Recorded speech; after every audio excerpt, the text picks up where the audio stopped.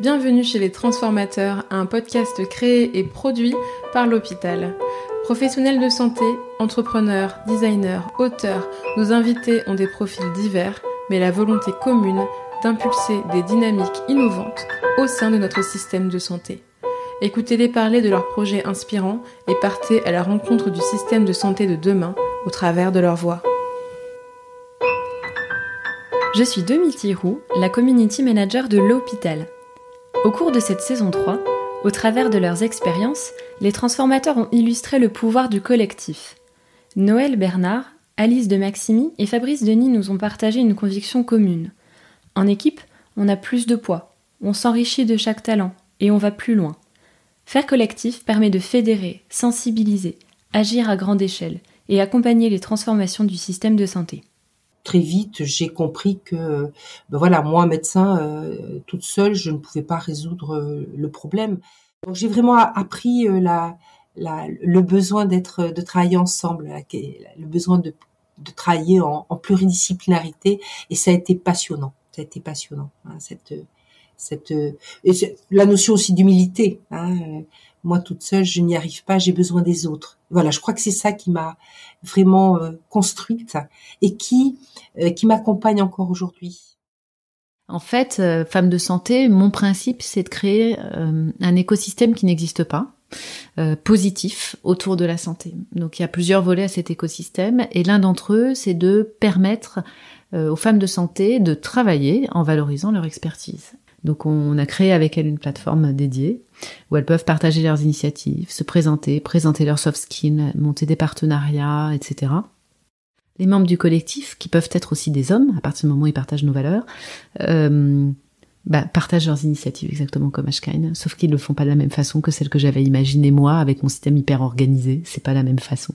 Et je pense que ça fonctionne mieux parce que il y a des valeurs partagées et une volonté de faire avancer la santé vraiment qui est partagée, c'est pour ça que ça fonctionne. En fait, je pense qu'une communauté, quand tu essayes de la faire de manière intentionnelle, tu ne la réussis pas, en fait.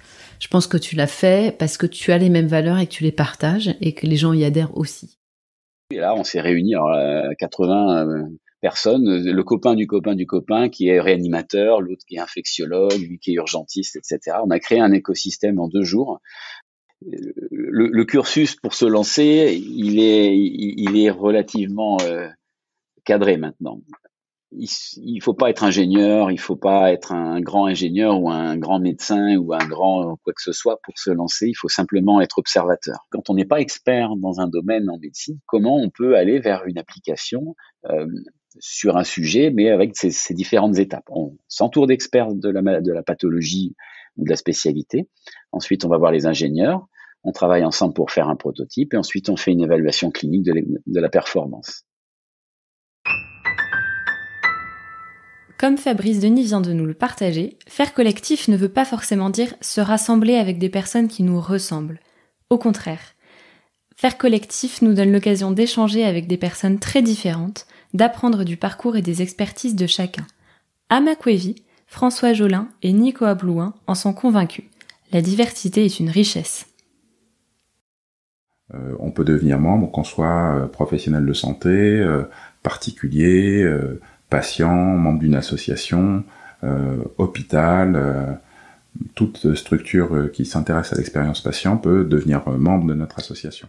Ce qu'on y trouve aussi, c'est une communauté de gens qui partagent cette préoccupation pour la prise en compte du vécu et de l'expérience des patients. Et cette communauté, elle peut être à la fois inspirante, on se pose des questions, on partage nos solutions, et puis c'est aussi un endroit où on collabore ensemble. Et ce qu'offre la plateforme de l'IFEP, c'est une opportunité de collaborer avec des gens qui ne sont pas nécessairement du même profil que nous. Je suis collaborateur dans une entreprise de santé intéressée par la digitalisation du parcours des patients. Et j'ai l'opportunité de discuter avec des médecins, des infirmières, mais aussi des patients, et de travailler ensemble sur un projet concret.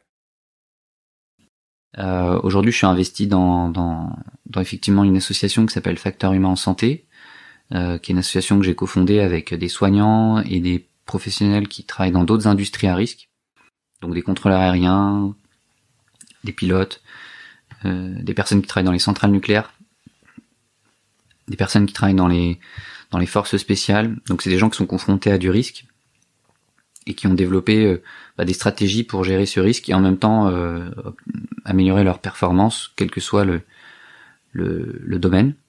Et des soignants parce que c'est un sujet que j'ai pas abordé dans mes études. J'ai jamais vu ces choses dans mes études. Et c'est hyper chouette de voir que si on laisse de la place aux gens, ils peuvent participer à un objet, un outil, un service collectif. Et c'est comme ça on lance une dynamique associative. Il y en a qui bricolent chez eux, qui ont beaucoup plus talentueux que moi, ou que des gens dans l'asso et qui vont t'apporter du savoir, qui vont te dire non mais en fait là on pourrait l'imaginer comme ça, ou qui vont dire mais attends je vais m'en occuper parce que en fait si tu fais intervenir telle entreprise ça va nous coûter beaucoup trop cher. Après on aime beaucoup aussi dans l'asso mélanger les univers. Et j'adore cet aspect-là parce que c'est c'est très créatif, c'est extrêmement créatif. En donnant des moyens d'agir aux membres d'un collectif, on permet à chacun de s'investir à la mesure de ses talents. Et dans notre système de santé, le patient, lui aussi, peut s'investir quand on lui en donne la possibilité. Astrid Chevance et Valérie Moulin nous en ont parlé dans leurs épisodes.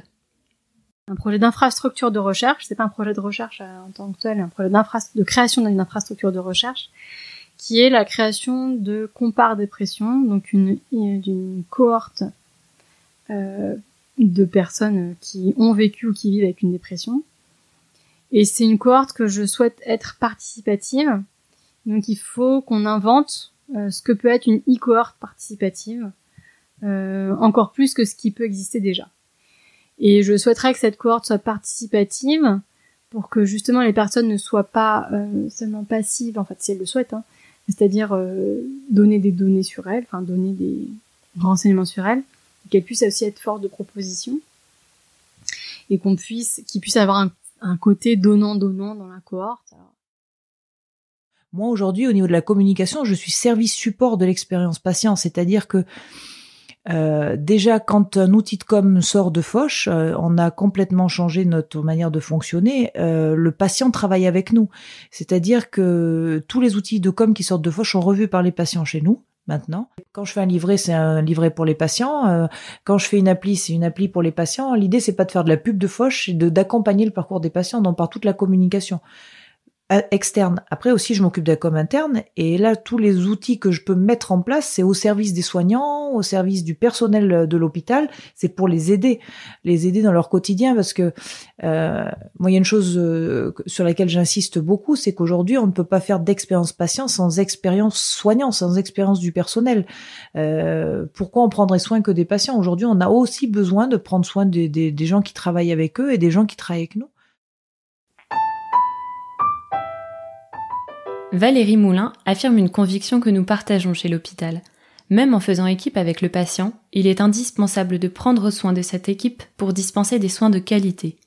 Cette problématique est au cœur du quotidien de Pierre Déric, Bruno Dalla Porta et Oriane Bessa.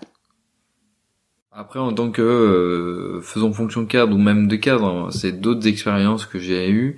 C'est une autre approche de l'humain et une autre approche de la prise en charge des patients. Alors, en tant que cadre, c'est indirect parce que je m'occupe d'une équipe qui va prendre soin, mais j'applique et je fais appliquer des règles en termes d'hygiène et de sécurité, comme je contrôlais en réanimation. Mais tu prends soin de ton équipe aussi, d'une certaine manière. Je prends soin de mon équipe et j'essaye de la faire évoluer. Le but, c'est de faire développer les compétences de chacun dans l'équipe. Donc c'est une autre manière, oui, du prendre soin et un autre contact avec le patient. Et finalement, accompagner une personne et limiter des traitements ou les arrêter, ça demande de prendre soin de cette personne, mais je m'apercevais qu'en fait, il fallait prendre soin de l'équipe, en fait. Et que l'acte des soins, l'acte de parler, les prises de parole étaient un acte de soin porté sur l'équipe. Et en fait, une équipe qui se sent estimée, qui se sent confiante, qui se sent considérée dans les interactions qu'elle met ensemble, est une équipe qui va...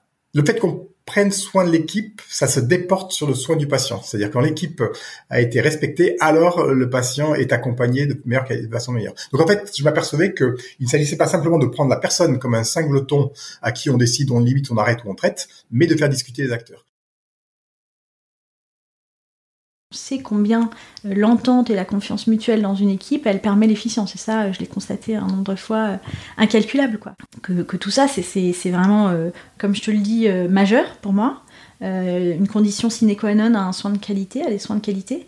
En revanche, qui va s'occuper des soignants ? C'est-à-dire que c'est une telle exigence qui, entre parenthèses, je m'imposais à moi-même en tant que manager. Je faisais en sorte, même si ma charge mentale, sur certaines journées, elle était assez importante, avec des choses à régler rapidement, moi je passais devant les équipes et j'essayais toujours d'avoir une intention positive, hein, donc je parlais tout à l'heure, une parole, un sourire, même un sourire, un regard, pas forcément une parole, hein, mais vraiment ça c'était une exigence que je m'imposais aussi.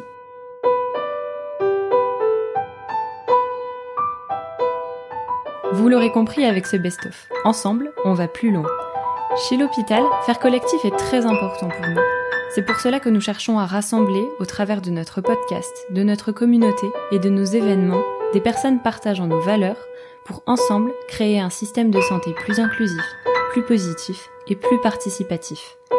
Si vous souhaitez rejoindre notre communauté en ligne, rendez-vous sur notre site internet l'hôpital.care, C-A-R-E.